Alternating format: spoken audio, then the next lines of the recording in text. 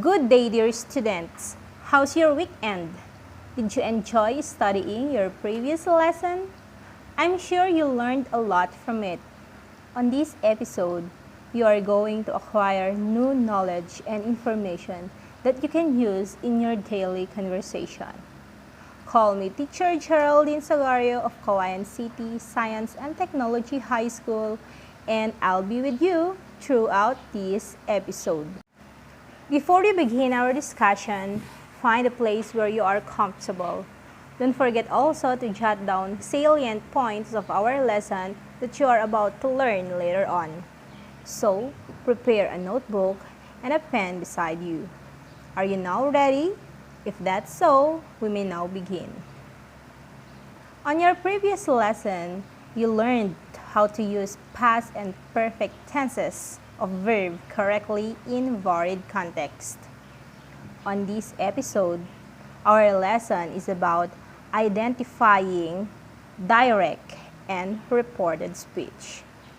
At the end of this lesson, you will be able to differentiate direct from reported speech and observe the tenses of the verb in transforming direct and reported speech. In our daily conversation, we often relay information from one person to another. At home, for instance, how will you retell to your older sister that your mother borrowed her jacket before she goes outside?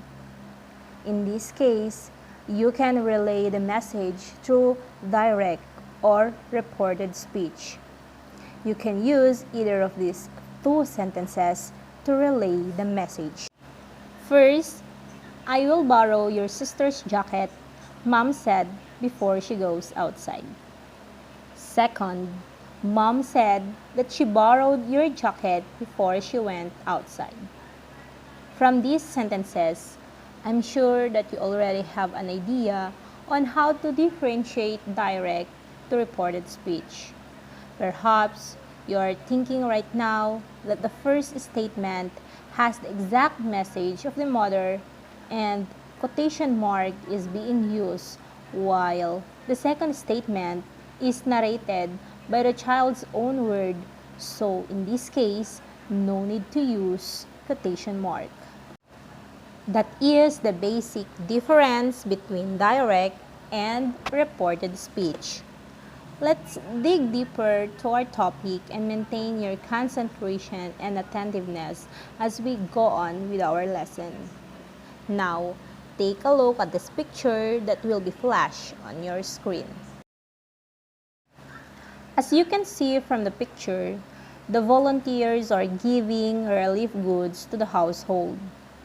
And one of them is saying that the resident is living in the nipa hut. There are two ways to express that statement. First, he lives in a nipa hut, says the volunteer. Second, the volunteer said that he lived in a nipa hut. What's the difference between the two statements? First, let's talk about the tenses of the verbs. What tense of verb is used in the sentence, he lives in a nipa hut, says the volunteer? So, what do you think? Yes, it is in the present tense.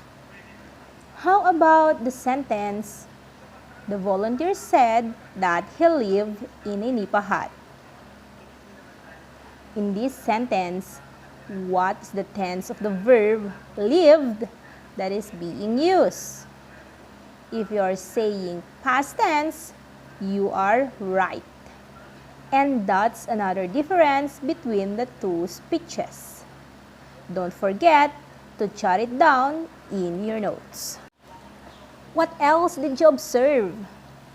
I think you also noticed that in the first sentence, the message of the speaker is said in his own actual words. Thus, he used quotation marks to cite the exact message. While in the second sentence, we observe that the message of the speaker is narrated in his own words, and the use of quotation marks is no longer needed because the speaker reports what someone already said. That's one more difference between the two speeches. Please take note. Do you still have observations on their differences? Yes, there are. As we can see, someone's speech is being said by using the word that of the speaker. What sentence is that? Is it the first sentence or the second sentence? Alright, we can see that word in the second sentence, which is the reported speech. Take a look at this table to see their differences. Remember that direct speech reports or quotes the exact words spoken, while reported speech is also known as indirect speech. Why? Because its purpose is to report on what someone said in the past. Direct speech purpose is to report exactly what was said by someone using quotation marks. It is accompanied by a reporting verb, signal phrase, or quotation form, while reported speech uses reporting verbs such as say, tell, said, talk, and speak. Let's know more about the differences between the two speeches by examining its structures. Let's begin with direct speech. Take a look at this picture of the hen saying, "I laid 6 eggs." If we want to write what is happening here, then this is how we write it. "I laid 6 eggs," the hen said. This is an example of direct speech. Again, direct speech is when we report the exact words that somebody says. So here, the exact words are, "I laid 6 eggs." For us to be able to learn about its structure, let's first study the rules for writing direct speech, the correct punctuation to be used, and some vocabulary to report direct speech. Let's talk about the speech tags written after the direct speech. We can use these speech tags before the direct speech also. Take a look again at this sentence. "I laid 6 eggs," the hen said.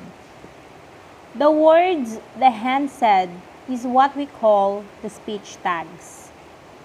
As you can see, the speech tag is located after the direct speech. The rule in this case is when the speech tag is located after the direct speech, we should write a comma after the direct speech. And then write the exact words inside the inverted commas. So these are the inverted commas. So the structure of a direct speech goes like this. Message the speaker said in his or her own words plus speech tag. When we write this in a form of sentence, it should be like this. Opening quotation mark plus message the speaker said in his or her own words plus comma plus closing quotation mark plus speech tag plus period. I hope you got it, students. Now that we already examined the structure of a direct speech, the next to be examined is the reported speech, also known as indirect speech. We use reported speech when we are telling someone what another person said or thought, but do not use their exact words. Look at this example. The hen said that she had laid 6 eggs. As you can see from your screen, quotation marks are not used in this sentence, while in direct speech, a quotation mark is being used. What else did you observe from this sentence? Okay, the word "that" is added. So how is this sentence structured? Take a look at this sentence. The first underlined words are what we call the speech tag. After the speech tag, the word that is being added plus the message of the speaker, which is the third underlined words. There you have it. The next part of this lesson is about transforming direct to reported speech and vice versa. See you in my next video. Goodbye!